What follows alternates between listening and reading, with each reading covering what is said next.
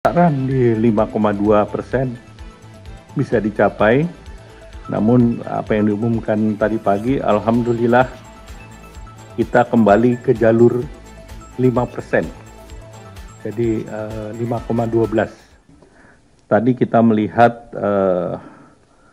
pengumuman dari BPS, dan kalau kita lihat keadaan situasi ekonomi global di triwulan kedua masih tetap meninggalkan ketidakpastian dan juga tidak bisa diprediksi. Namun ada satu hal yang juga menjadi signal, yaitu terkait dengan tarif Trump itu sudah sebagian selesai atau dianggap selesai, di mana kita lihat pertumbuhan ekonomi global dari sisi trade diprediksi akan ada peningkatan, dan juga kalau kita lihat berbagai negara pertumbuhan ekonomi dunia diperkirakan akan naik di 3%, dan juga terkait dengan pertumbuhan di Amerika yang diprediksi 1,8 dan di China 4,8%. Nah, kemudian kalau kita lihat dari sisi sektor eksternal Indonesia, relatif Indonesia masih menjaga ketahanan, di mana kalau kita lihat cadangan devisa masih 152,6, kemudian juga neraca pembayaran juga masih relatif baik. Kemudian ekspor dan import secara year on year, neraca perdagangan selama 62 bulan juga terjaga surplus di angka 10,9 billion di Q1, dan rasio utang kita juga masih relatif terjaga di 30%. Nah, kalau kita lihat ekonomi kita masih solid, dan memang rencana kita di semester kedua kita menargetkan sasaran di 5,2% bisa dicapai. Namun apa yang diumumkan tadi pagi, alhamdulillah kita kembali ke jalur 5%, jadi 5,12. Indonesia hanya di bawah Cina yang 5,2, beberapa negara di bawah kita, mulai Malaysia, Singapura, kemudian berbagai negara lain termasuk Amerika yang 2%, kemudian Korea juga relatif rendah. Sehingga di antara negara G20 dan ASEAN, kita salah satu yang tertinggi. Nah, kalau kita lihat di triwulan 2, secara regional tumbuh positif. Kita lihat di Sumatera 4,98, Jawa 5,24, Bali 3,73, kemudian Kalimantan 4,95, kemudian Sulawesi 5,83, Maluku Papua 3,3. Nah, kalau kita lihat beberapa permintaan relatif kuat, kita lihat daripada konsumsi rumah tangga masih positif di 4,97, dan ini share-nya 54,25%. Kemudian konsumsi LNPRT di 7,82%. Kemudian konsumsi pemerintah dibandingkan tahun lalu memang minus 0,33 karena tahun lalu itu ada pemilu sehingga government spending-nya besar. Dari segi investasi, tumbuhnya juga baik 6,99%, dan ekspor barang dan jasa ini juga baik double digit 10,67, dan importnya 11,65. Sehingga tentu ke depan kita akan terus dorong konsumsi, meningkatkan utilitas, dan menciptakan lapangan kerja untuk mendorong pertumbuhan jangka panjang. Kalau kita lihat konsumsi rumah tangga masih 4,97%, positif, kemudian indeks penjualan real juga masih angka positif di 233,7. Kemudian indeks keyakinan konsumen masih di atas 100, yaitu 117,8. Dan terlihat ekspansi bansos melalui paket stimulus di kuartal kedua itu meningkatkan tumbuh double digit. Jadi bansos di kuartal kedua kita lihat PKH yang 25,12, bantuan sosialnya 25,12%, kemudian PKH 6,74 dan sembako 36%. Kemudian kita lihat konsumsi daripada masyarakat ini terlihat shifting belanjanya lari ke belanja online. Kita lihat transaksi retail online ini baru dirilis oleh BPS. Tahun kemarin tidak di-track, tapi tahun ini sudah mulai di-track. Retail dan marketplace tumbuhnya kuartal to kuartal adalah 7,55%. Kemudian yang shift ke online, salah satu contoh yang tumbuhnya tinggi adalah personal care dan kosmetik, itu naik mendekati 17%. Kemudian produk rumah tangga dan kantor itu juga 72,8 triliun, growth-nya adalah 29,38%. Nah, transaksinya juga meningkat pesat, di mana di tahun 2018 transaksinya itu ada 280 juta, di tahun lalu sudah 3,24 miliar. Nah, kalau kita lihat kinerja keuangan sektor retail, dari 3 perusahaan pabrik, 1 minimarket, yang 2, salah satu yang banyak outlet di mall, seluruhnya semester 1 ini pertumbuhannya mendekati 5%, 4,99, 6,85, dan 12,87%. Ini menunjukkan bahwa terkait dengan isu Rohana dan Rojali ini isu yang ditiup-tiup. Jadi faktanya berbeda, dan tentu ini yang harus kita lihat. Nah, kemudian kita juga bisa lihat dari segi inflasi. Nah, core inflasi di angka 2,32, dan dibandingkan per provinsi kita lihat beberapa provinsi tinggi.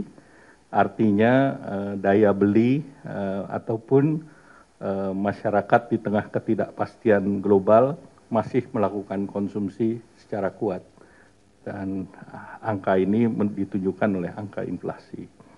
Nah, kalau kita lihat dari investasi atau PMTB, pertumbuhannya juga di kuartal kedua tinggi 6,99%. Kemudian lembaga rating juga kita masih dalam satu tingkat di atas investment grade. Realisasi investasi juga secara total di kuartal kedua mencapai target selama kuartal kedua, dan secara tahunan satu semester juga mencapai target. Dan kita melihat yang baik adalah import barang modal, itu juga 37,89 billion, artinya terjadi kenaikan dari realisasi investasi, dan ini ke depannya pasti masuk dalam sektor produktif. Nah, kalau kita lihat PMI Index versi dari Bank Indonesia, Pro Manufacturing Index, itu sudah masuk di angka 50,89, artinya sudah ada optimisme di pasar. Nah, kalau kita lihat secara raca perdagangan, kita lihat selama 62 bulan masih surplus, dan ini salah satu ekspor yang 24,43 billion, importnya 19,38, dan surplusnya 4,1. Ini 1 bulan. Kalau kita lihat dari segi non-migas, pasar Amerika masih kuat, jadi kita masih ekspor sebulan 2,68 billion, kemudian importnya 1 billion, sehingga sebulan kita masih surplus 1,64. Kalau setengah tahun itu mungkin kita punya surplus hampir 9 billion dengan US. Jadi US menjadi satu pasar yang perlu dipertahankan karena pasarnya cukup besar. Sudah itu India, Belanda, Malaysia, dan Thailand. Kemudian kalau kita lihat sisi per sektor, ini hampir seluruhnya tumbuh positif. Sektor industri itu tumbuhnya di atas dari pertumbuhan ekonomi nasional. Industri tumbuh di 5,68 dan share-nya 18,67. Kemudian pertanian lebih rendah dari Q1 kemarin karena kebetulan shifting daripada panen. Dengan perdagangan 5,7, konstruksi mendekati 5, 4,98. Kemudian transportasi pergunangan itu 8,52. Digital atau Infocom 7,92, akomodasi, transport dan Mamin ini termasuk pariwisata di angka 8%. Jadi kita lihat beberapa sektor, dominasi sektor jasa misalnya itu juga tumbuhnya 4,55%. Dan juga yang kita perlu lihat adalah konstruksi tumbuh kembali di angka 4,98 atau naik ke mendekati 5%. Nah, industri pengolahan ini tumbuh kuat, ini ditopang oleh logam dasar tumbuh 14,91%. Ini secara year on year, walaupun ada sektoral tarif, tetapi ini mulai masih tumbuh. Kemudian industri makanan minuman juga masih tumbuh di 6,15%. CPO minyak sawit masih tumbuh. Kimia, farmasi, obat-obatan ini juga relatif tumbuh untuk sekitar 43,17% untuk kimia dasar dan yang organik 16,6. Terkait dengan lapangan kerja, ini dibandingkan tahun lalu angkatan bekerjanya bertambah 3,67 dan 3,59 juta penduduk atau 97,73% itu terserap oleh pasar sehingga perekonomian kita menciptakan lapangan kerja kepada sekitar 3,59 juta penduduk.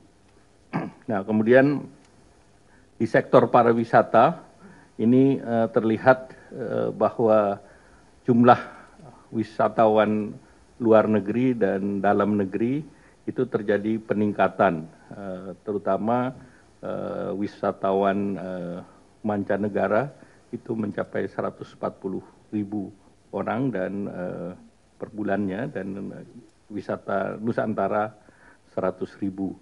Jadi ini menunjukkan bahwa apa yang dilakukan oleh pemerintah ini mendorong tumbuhnya wisatawan Nusantara secara year on year itu 23,32%. Kemudian ini juga mendorong sisi transportasi dengan berbagai program yang dibuat pemerintah, termasuk terkait dengan diskon-diskon pesawat maupun diskon tol dan yang lain, jalan tol. Itu angkutan rel tumbuh 9,17%, kemudian angkutan laut juga tumbuh 16,79%. Nah, kalau kita lihat denyut ekonomi dari sektor perbankan, kita lihat pertumbuhan dana pihak ketiga mendekati 7%, 6,96 di bulan Juni, dan kredit 7,77. Kalau lihat dari perbankan ini sangat sehat, jauh di atas KAR yang ditetapkan yaitu 25,43. Kemudian likuiditas juga relatif terjaga.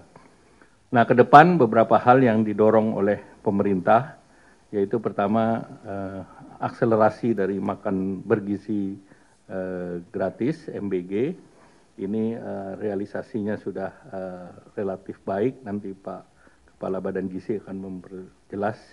Kemudian bansos di triwulan ketiga ini sebagian ada carry over dari triwulan kedua, dan sebagian daripada bantuan subsidi upah ini sudah berjalan di bulan Juli. Demikian pula pada program padat karya di Kementerian Pekerjaan Umum dan Kementerian Perhubungan. Nah, kemudian pemerintah juga mendorong beberapa kegiatan terkait dengan investasi, yaitu dengan mendorong deregulasi, meningkatkan kapasitas SDM dan insentif fiskal, baik itu tax holiday, tax allowance, super deduction, dan koordinasi antar kementerian lembaga. Pemerintah juga terus melanjutkan program FLPP dan juga kredit program perumahan, KUR perumahan, untuk mendorong UMKM, di mana ini disiapkan untuk 450.000 perumahan. Regulasinya sudah disiapkan dan 350 FLPP, yang 450 KUR. Dan ini juga sudah disiapkan KUR-nya yang sifatnya 5 miliar untuk UMKM dan bisa revolving. Dan itu plafonnya jadi 20 miliar, Pak Menteri. Ya, Ibu sudah setuju, jadi hari ini sudah jalan. Ya. Kemudian juga terkait dengan PPN DTP untuk sektor properti 100% sampai dengan 2 miliar sampai bulan Desember. Kemudian selanjutnya kebijakan menjaga ketahanan sektor eksternal. Ini kita dorong devisa hasil ekspor, kemarin compliance 80% dan ini 3 bulan, setiap 3 bulan kita evaluasi dan tentu ini kita akan dorong. Kemudian deregulasi kebijakan impor oleh Menteri Perdagangan, kemudian peningkatan fasilitas perdagangan termasuk local currency transaction, saat sekarang sudah sekitar 9,4 miliar atau 50% lebih dari total LCT di tahun 2024. Jadi local transaksi sudah berjalan. Kemudian dari berbagai kerjasama bilateral maupun multilateral terus didorong, baik itu OECD, BRICS, FTA, EU SEPA yang diharapkan bisa diselesaikan legal dokumennya di tahun ini. Kemudian industri padat karya terus didorong, ya sektornya adalah makanan minuman, tekstil, pakaian jadi, kulit, furniture. Untuk pasar Eropa seluruhnya biaya masuknya 0. Jadi dengan EU SEPA ini seluruhnya 0. Kemudian dengan Amerika juga dengan tarif 19%, ini menyelamatkan tenaga kerja yang di sektor ini yang secara total ada 12,2 juta.